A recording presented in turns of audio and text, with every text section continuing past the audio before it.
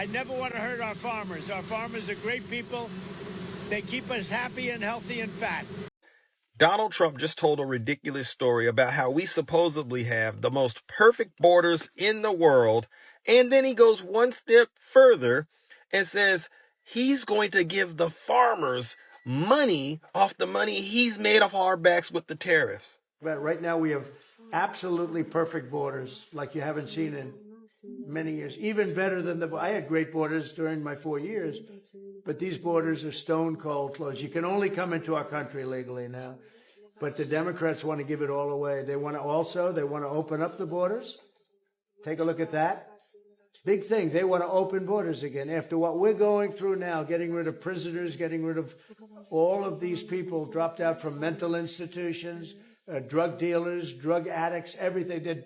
They're putting everybody into our country. It's all ended now. But this is what Schumer wants. This is what the Democrats want. They want to have, and they want to take our money. We're doing well because of tariffs. We're doing unbelievable. We're making more money than we ever have made. And by the way, we're going to take some of that tariff money that we made, just to get off the subject for a second. We're going to take some of that tariff money that we made. We're going to give it to our farmers, who are for a little while going to be hurt until it kicks in. The tariffs kick into their benefit. So we're going to make sure that our farmers are in great shape because we're taking in a lot of money. We're finding, the other day, it was very interesting, they found $31 billion. They said, sir, we found 31. I said, you mean positively, right? They said, yeah, 31 million more than we knew. And they said, we don't know where it came from. I said, check the tariff shelf. They came back the following morning. They said, you're right, sir, it came from the tariffs. We've never seen anything like this. So what we're going to be doing is we're going to be taking some money from all of the tariff money that we've taken, and we're going to distribute it to our farmers until the tariffs kick into their benefit, which ultimately the farmers are going to be making a fortune. But it's a process of, it has to kick in. All right, maybe one more. This is highway robbery at its finest, ladies and gentlemen. He's made all this money off the tariffs, off of our backs, and instead of refunding the money back to us, he's giving it to the farmers who he's robbed. Don't you think everybody who has been harmed by those tariffs should be entitled to getting some sort of money, some sort of government handout back from the government? This is another example of Donald Trump patting himself on the back for fixing a problem he created. Once again, he is using us, the American people, to pay for another one of his failed policies, his schemes, all right? And at a certain point, we have to start wondering and asking ourselves, is he really as successful as he likes to say he is? I don't trust any, and I repeat, I don't trust any of the facts, data, or statistics currently coming out about this administration because of what he just said. He's creating problems and then trying to brag and pretend like he's fixing problems. This is sad. This is sick. This is pathetic. And if you ask me, guess what? It's another sign we're heading towards what? A 1929 style depression. One like we've never seen before. Update on the soybean fiasco. The name of the guy who was on the news is Caleb Ragland.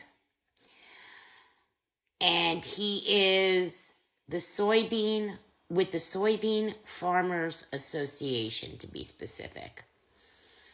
And I found out the amount of the bailout. $10 billion. $10 billion. Let me repeat that. $10 billion. How many federal workers would $10 billion cover? How much health care would $10 billion cover? How much education would $10 billion cover? I think $10 billion would help not take Medicaid away from 25 million Americans. Just saying. But what I do want to say to Caleb is I don't understand why you're on the news whining, hemming, and hawing about these tariffs. Tariffs. Caleb, farmers voted big for Donald Trump. You didn't care that he raped women. You didn't care that he stole money. You didn't care that he looked to put small businesses out of business. You didn't care that he was profiting off of the presidency. You didn't care that he was willing to have people dress in black, rip people off the streets, throw them into a van, and detain them legally or not legally. You didn't care. What you cared about, Caleb, you cared about two things. You cared about the price of eggs going down about 50 cents when, in reality, eggs wasn't the economy. Eggs was the bird flu. And you, being a farmer, you should have known that. And the other thing you cared about, Caleb, let's be honest, you couldn't stand the fact that Kamala, a black Southeast Asian woman, you couldn't stand the fact that she'd be representing our country. That's why y'all didn't vote for him. You couldn't bear the fact that a woman would be running this country. So instead, you voted for a rapist. You voted for a criminal. You voted for a misogynist. You voted for someone who is homophobic. And you were happy. Y'all had parties.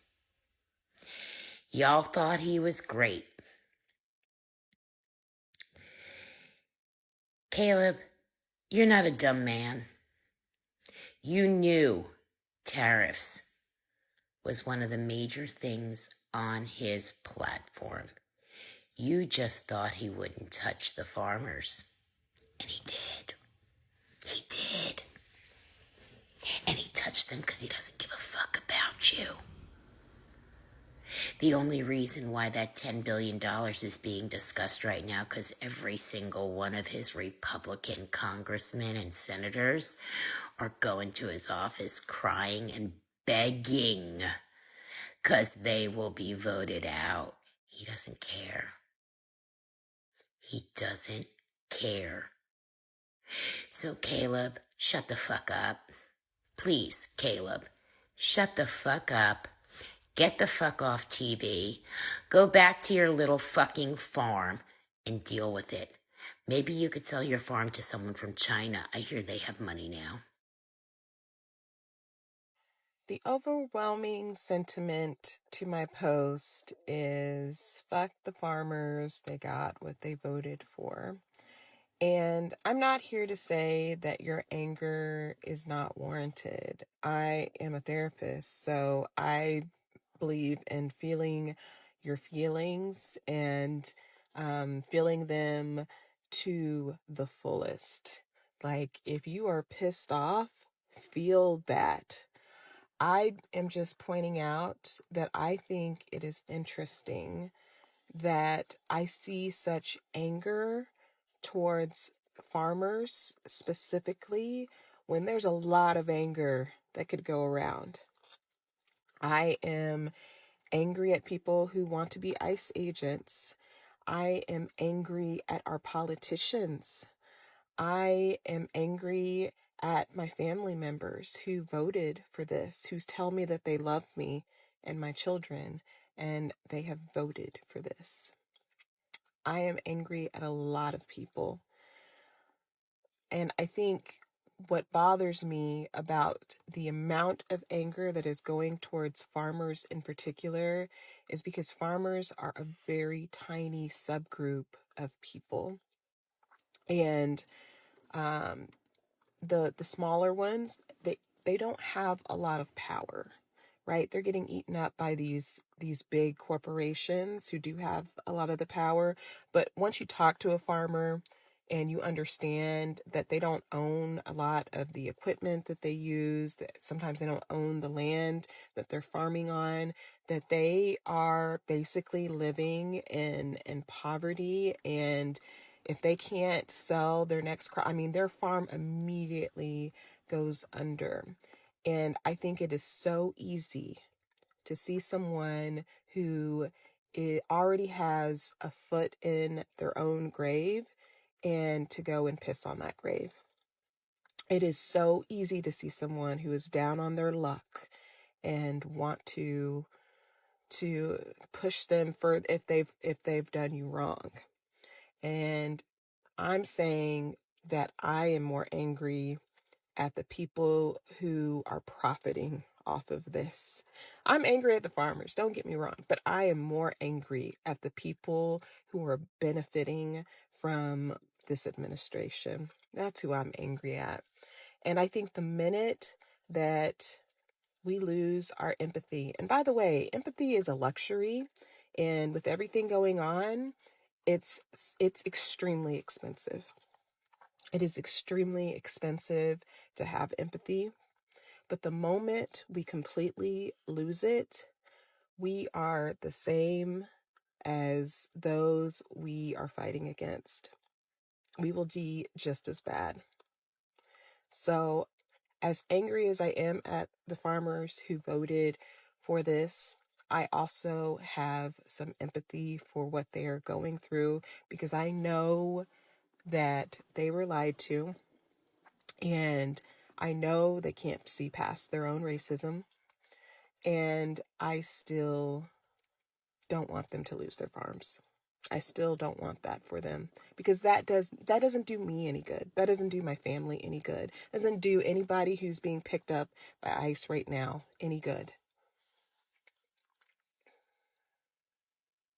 So those are my thoughts on this. I know people disagree with me, and that's okay. That's okay. I haven't been responding because your feelings are valid. American farmers are bracing for some big changes under President Trump's new immigration policy. They don't know what the future workforce could look like in an industry that relies very heavily on this migrant labor. Nearly half of America's farm workers, half, are thought to be undocumented. American farms are on the decline. There was a 7% drop in farms from 2017 to 2022, according to the USDA. That's about 142,000 fewer farms in just 5 years. These days, farmers are up against bird flu outbreaks, higher costs for feed and fertilizer, and climate change. But their livelihoods depend on a reliable workforce. And now they're concerned about how President Trump's campaign promise to launch the largest deportation effort in American history will play out. Immigration taking center stage from day one. First, I will declare a national emergency at our southern border. About 2/3 of crop workers are foreign-born. And while many come to the U.S. who are seasonal jobs legally through H-2A visas, the USDA estimates that 42% of crop laborers are undocumented. New Jersey farmer Kurt Alstead says his workers are all legally authorized, but he's watching closely to see what Trump does next. When we talk about the ripple effects of a potential mass deportation, labor is already hard enough to find as is. Could it be even more difficult to find across the board if that does happen? Well, there's no question in the United States we have a shrinking workforce. Anything that happens from a policy standpoint that reduces people in our workforce is going to make it very difficult for industry, and certainly for agriculture. We would be in big trouble if we lost workforce. The labor union, United Farm Workers, has already seen an uptick in migrants asking for help.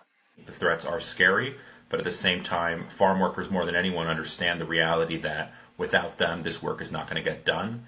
And fewer workers could mean less homegrown produce, according to University of Montana economist Diane Charlton. But there will be less domestically grown fruits and vegetables. Does that mean more farms could go belly up? Definitely. Nate Chittenden, a third-generation New York dairy farmer, says his industry needs change. We all want safe, affordable food in this country. We all realize that people that work hard deserve a chance to improve their lives. You know, we have to figure out what we can do to make that happen without breaking the system. Thank you for watching Great Minds Blacks.